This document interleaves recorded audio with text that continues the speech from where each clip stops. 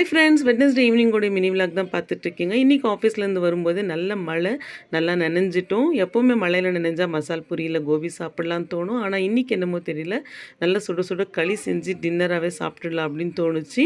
மழை கொஞ்சம் நின்னதுமே சதீஷை வந்து கடைக்கு அனுப்பிச்சு மட்டன் வாங்கிட்டு வர சொல்லிட்டேன். அதுக்கு முன்னாடி நான் வந்து அதுக்கு தேவையான மசாலாலாம் வந்து ரெடி பண்ணிகிட்டே இருக்கும்போது எனக்கு அப்படியே சின்ன வயசு ஞாபகம்லாம் வந்தது. நாங்கள் சின்ன வயசில் இருக்கும்போது கரண்ட் இல்லை, மிக்ஸி கிடையாது. இந்த உரலில் தான் வந்து மசாலாலாம் அரைச்சி நம்ம கொடுப்போம். எப்போவுமே எங்கள் பாட்டி வந்து இந்த மட்டன் குழம்பு செய்கிறதுக்கு வந்து ஒரு பெரிய ப்ரொசீஜர், லாங் டே எடுத்துப்பாங்க.